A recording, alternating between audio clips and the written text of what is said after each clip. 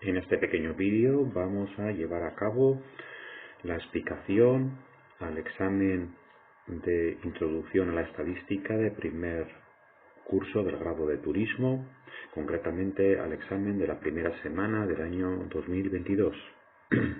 Aprovecho para comentaros que en la página web unedlowcost.com tendréis acceso a los exámenes y a vídeos explicativos siempre gratuitos para todos los temas de la asignatura. Bien. Comenzamos con el examen. Entonces, el examen constaba de un total de 20 preguntas, como suele ser habitual. Restan las opciones de respuesta incorrectas. La primera pregunta, muy sencillita, nos están preguntando por variables que sean discretas, concretamente del conjunto de variables que aparecen, cuál de ellas es discreta. Variable discreta sabemos que es aquella que es numérica en primer lugar, pero que además de ser numérica no puede admitir valores intermedios, es decir, que no tiene decimales. La distancia al hotel, por ejemplo, evidentemente puede estar a kilómetro y medio o lo que fuera, o la duración del vuelo a Indonesia, pues evidentemente puede ser de X horas y no sé cuántos minutos. Sin embargo, la que sí que parece que es una variable que es numérica pero que es discreta es el número de reclamaciones que hubiese en un restaurante, por ejemplo.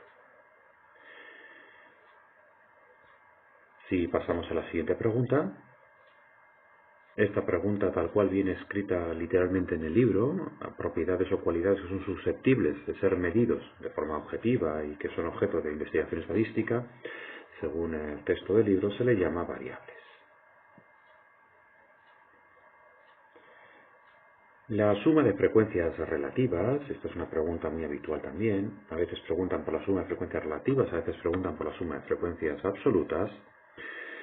Sabemos que tendría que sumar siempre 1. La suma de frecuencias absolutas sumaría el número total de personas, pero las frecuencias relativas, como se divide siempre a su vez entre el número de personas que hay, pues evidentemente me tendría que sumar 1, sin excepción. Siempre hay una preguntita en el examen referida a estadísticos referentes al turismo. En este caso nos preguntan por el índice de precios hoteleros, y el índice de precios hoteleros, al igual que pasa con el índice de precios al consumo, estamos más habituados, lo mide el INE, es decir, el Instituto Nacional de Estadística. Si vamos a la pregunta número 5, nos preguntan por qué frase de las que me ofrecen es mentira respecto a la media aritmética. Entonces, hace referencia a cambios de escala o cambios de localización de la media aritmética. Son términos un poco técnicos, pero es muy fácil de entender. Supongamos que tenemos una variable X que fuese pues, el precio de una serie de productos y supongamos pues, que los de Mercadona les da por subir 1 euro a todos los productos que estamos hablando. Evidentemente la media de los productos finales también sumaría sumaría 1 euro, que es básicamente lo que nos dice la respuesta número 1. Si a todos los valores de la variable, por ejemplo, los precios de los quesos, les sumamos 1 euro, pues la media aritmética aumentará también en 1 euro. Eso es evidente. Si las cosas costaban antes 3 euros y ahora todo sube 1 euro, pues costará de media 4 euros. Pasaría lo mismo con la segunda opción de respuesta. Lo que ocurre es que aquí la redactan mal. Es decir, si todos los valores de la variable, pensemos en los productos de Mercadona cosméticos, se dividen por una cantidad, supongamos que dice Mercadona que tiro la caja por la ventana y bajo a la mitad el precio de los productos. Evidentemente la media aritmética tendría que valer también la mitad, cosa que no afirma la frase B. La media aritmética, por supuesto, que cambiaría. ¿Cómo no va a cambiar si las cosas valen la mitad de lo que valían antes? Sin embargo, ya por último, la respuesta C también es correcta. La suma de las desviaciones de los valores de la variable con respecto a la media es igual a 0. La media se llama así porque es el número que está justo en medio. Si tú coges el número 3, por ejemplo, y el número 5, la media es 4, pero no por casualidad, sino porque el valor 4 está a misma distancia del 3 que del 5. Luego, si tú sumas las desviaciones de los valores respecto a la media, pues el 3 está un puntito por debajo, el 5 está un puntito por encima, obviamente, menos 1 y más 1 va a sumar 0. Eso es una propiedad que tiene la media y que siempre es así. Como me están preguntando por la respuesta falsa, pues tendríamos que marcar evidentemente la respuesta B de burro, tal cual habíamos comentado.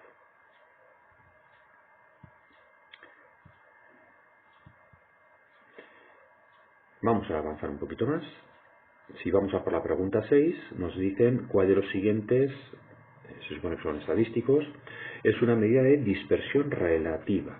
Las medidas de dispersión en el tema 4 de la asignatura sabemos que se dividen entre dispersión absoluta, que hay un montón, y dispersión relativa, que solamente tenemos una, y que recibe el nombre de coeficiente de variación, que era la desviación típica entre la media. Tanto el recorrido intercuartílico como la desviación media, que llaman desviación absoluta en el libro, serían medidas de dispersión absoluta.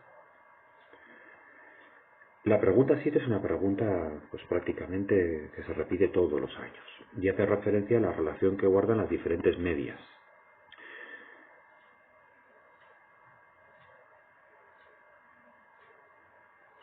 Entonces, para poder hacer los cálculos, tanto de la media armónica como de la media geométrica, sabemos que los valores tienen que ser positivos y no nulos.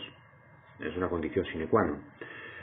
Lo cual viene a decirnos de momento que es en este ejercicio lo que nos quieren dar a entender es que se pueden calcular los tres cálculos, la armónica, la geométrica y la aritmética. Y concretamente la relación que guardan entre ellas es justo la que nos figura en la letra C. Es decir, la armónica va a ser menor que la geométrica, que a su vez va a ser menor que la aritmética.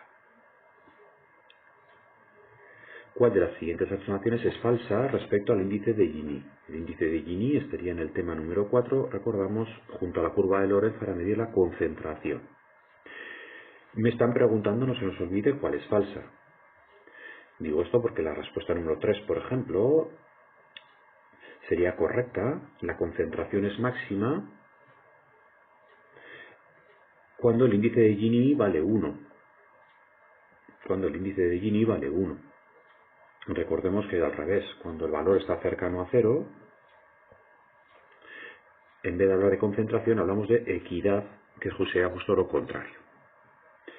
Por lo tanto, tanto la respuesta B como la respuesta C son correctas. En consecuencia, la que tiene que ser falsa, porque va a haber una, sería esta primera. Y es que el índice de Gini se mueve entre 0 y 1. Lo de menos 1 y más 1 nos tiene que sonar únicamente al coeficiente de correlación lineal de Pearson, a la R de Pearson del tema 5. Recordemos, índice de Gini se aproxima a 0 cuando la curva de Lorentz es prácticamente la diagonal o la bisectriz del cuadrado, y se aproxima a 1 cuando la curva de Lorentz aleja el máximo posible de la bisectriz. En la pregunta número 9 nos están preguntando por el tema 3, concretamente por una distribución leptocúrtica. Leptocúrtica era cuando el coeficiente de kurtosis de Fisher era positivo, mayor que 0, y lo que tenemos que recordar es o relacionar esto con el tema de la distribución normal. La distribución normal, nosotros sabemos que, aparte de ser simétrica, es también mesocúrtica, es decir, que no está ni muy levantada ni muy chata. La leptocúrtica es la distribución que es como muy levantada. Por lo tanto, sería más apuntada que la distribución normal. Si vamos a por la pregunta 10, nos dicen cuál de las siguientes afirmaciones es en relación al coeficiente de correlación lineal de Pearson, la R de Pearson que también conocemos, es verdadera. Entonces, la primera respuesta evidentemente no es correcto porque el coeficiente de correlación se mueve entre menos 1 y más 1. Entre 0 y 1 se movería, por ejemplo, dentro del tema número 5, el coeficiente de determinación, que es la R al cuadrado. Que nunca puede ser nulo, evidentemente es falso, debido a que el coeficiente de correlación se mueve entre menos 1 y más 1. Pues conchos, ¿por qué no va a poder ser 0? Luego la respuesta que sí que es correcta sería la que dice que su valor es adimensional. De hecho, a diferencia del coeficiente que llamamos covarianza, que es el numerador del coeficiente de correlación, este valor del coeficiente de correlación es adimensional, debido a que dividimos la unidad de medida en el numerador, que es la covarianza, entre la misma unidad de medida que tuviese el denominador, que son las desviaciones típicas. Dicho de otra manera, si tú calculas la correlación que hay entre la venta de helados, por ejemplo, y la temperatura, pues posiblemente sea positiva y alta, a más temperatura, más venta de helados, pero no va a cambiar la relación porque tú midas la temperatura en grados Fahrenheit en vez de en grados Celsius, o porque midas la venta de helados en litros de helado o, no sé, en mililitros de helado. Cuanto más temperatura, más helado, concho, qué tontería, ¿no? La pregunta 11, dada la siguiente instrucción relativa a los números de línea de autobuses utilizados por los turistas que visitan Berlín, aquí la trampa es que esta variable, número de línea de autobuses, aunque nosotros veamos aquí numeritos, estos numeritos tienen trampa porque no representan valores de X, sino que simplemente es el número de la línea, como si el número de la línea 7 pues fuese la línea que va de no sé qué Strasse a no sé para otra Strasse, ¿qué me importa? El 7 no es un 7, es simplemente el código que le han puesto a una línea determinada. Luego tú no puedes sacar la media de esta variable, no tiene sentido, porque esa variable, en que tú veas números, códigos, es una variable cualitativa. Es como que hubiera 5 turistas, en este ejercicio pone aquí 5, que van desde Wiener Strasse hasta no sé dónde, hasta Punta de Brandeburgo. Pues, ¿y qué? Este 7 no es un número, no nos equivoquemos.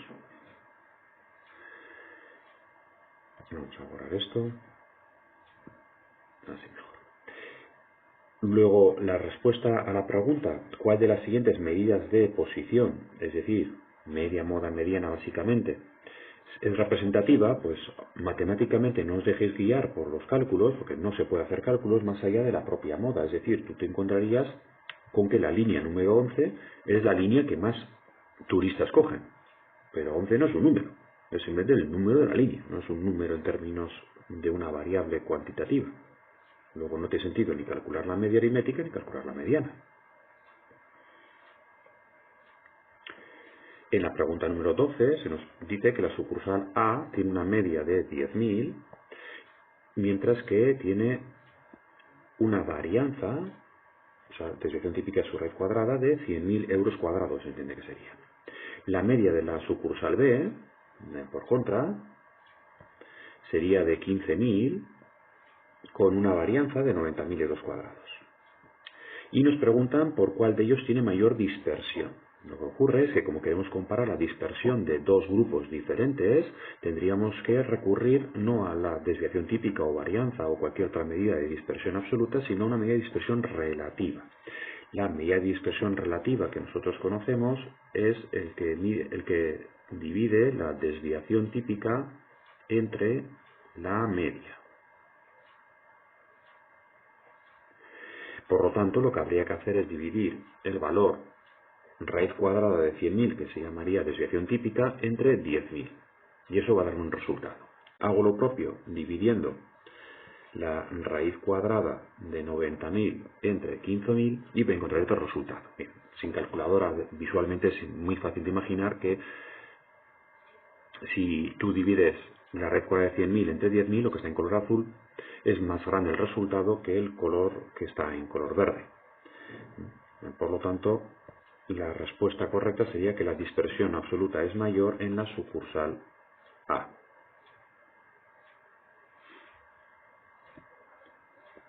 Si vamos a por la pregunta 13, la pregunta 13 nos dan datos de pernoctaciones en una casa rural de 45 turistas y lo que me están pidiendo es que calculemos el valor del segundo decil. Para calcular el segundo decil, lo más sencillito sería generar aquí a la derechita una columna de frecuencias acumuladas. Y en esa columna de frecuencias acumuladas buscar el valor que sea igual o mayor que el 20%, decil 2 es igual que percentil 20, el 20% de esa distribución. Vamos a verlo igual de manera mucho más sencillita. Aquí tendríamos el ejemplo. Lo que he hecho es sacar la columna de frecuencias acumuladas y una vez calculada esta columna, lo que hacemos es buscar pues el decil 2, es decir, cuánto es el 20% o 2 décimas partes, como queréis decirlo, de 45 personas, que son 9 personas. El primer valor que supera el 9, tal cual hemos indicado aquí, sería el valor 16, que te conduce directamente a un valor que sería 7. Por lo tanto, se había perdido la grabación. Por lo tanto, decía que la respuesta a la pregunta estaba, a ver, aquí, era el valor 7. Este de aquí. Por tanto, marcamos la respuesta A. Si avanzamos un poquito más, en la pregunta 14, si el coeficiente de apuntamiento de Fisher, es decir, lo que se llama kurtosis, es mayor que 0, diremos que la distribución es, antes nos ha pasado una cosa muy parecida, y se le llamaba leptocúrtica. Tema 4 de la asignatura. En la pregunta 15, aquí ya sí que tenemos que empezar a trabajar con cálculos un poquito más avanzados. Estaría relacionado con el tema 5 de la asignatura. Dice, se han estudiado las calificaciones de 100 alumnos en 2 asignaturas, que son inglés y alemán, obteniéndose los siguientes datos, y nos dan pues las medias y desviaciones típicas de estas variables, de las 2 variables. También conocemos, dato que es muy importante reconocer, es el coeficiente de correlación R de Pearson, que vale 0,85. Y lo que me preguntan, en definitiva, es el valor de la covarianza. Para calcular la covarianza, con los datos que tenemos no podemos calcular la fórmula original, pero sí que podemos utilizar la fórmula del coeficiente de correlación para despejar la covarianza. Vamos a verlo igual desarrollado un poquito más.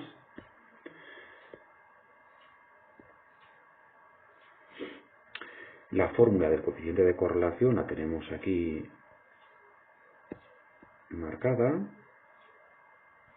Entonces lo que hacemos es simplemente rellenar los diferentes valores. La R de Pearson era 0,85, como han dicho antes, y las desviaciones típicas de X y Y, que eran 4 y 5. Pues nada más fácil que despejar de esta fórmula la letra SX. La tenemos aquí despejada y me encuentro que el resultado es 17. Pues volvemos otra vez al ejercicio y buscamos la respuesta 17. Qué casualidad, está en la respuesta A.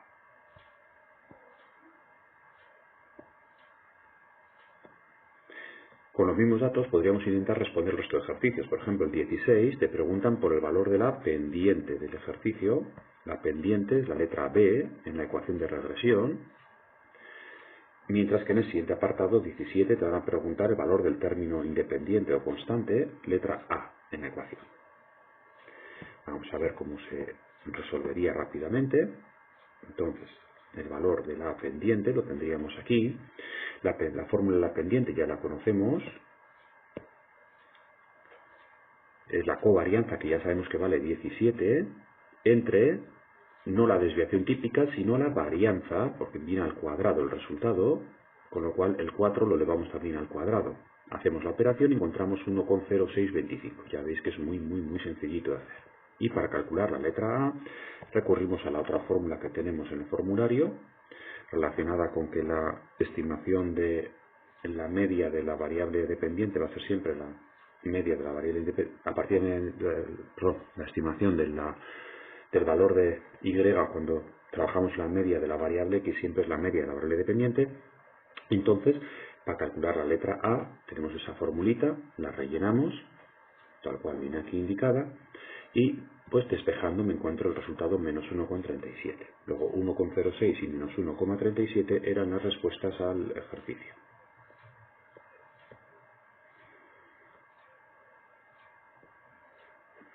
Hemos quedado que era 1,06, que era este numerito, y menos 1,37, que era este otro numerito. En la pregunta 18 nos preguntan por el coeficiente de determinación, es decir, R cuadrado, de y sobre x. Pues es tan sencillo como coger la letra R de Pearson, que ya sabemos que valía 0,85 en el enunciado general, nos lo habían dicho, si os acordáis, aquí. Bueno, pues escoger ese valor y elevarlo al cuadrado, no tiene ni siquiera cálculo alguno por hacer. Así que directamente, pues con calculadora hacemos el cuadrado de 0,85 y encontramos ese numerito. Si avanzamos a la pregunta 19, seguimos, ya tenemos la ecuación ya calculada, lo que me piden es que digamos cuál es el valor de y para un valor de x de 6. Entonces, valor esperado de y cuando x vale 6, vamos a hacer las operaciones rápidamente. Aquí tendríamos lo que es la ecuación en términos abstractos o con letras, y aquí tendríamos la ecuación puesta con valores que hemos ido obteniendo en los ejercicios anteriores. Pues simplemente colocamos aquí el valor 6, que es el que me están planteando, y obtenemos el resultado que viene aquí indicado.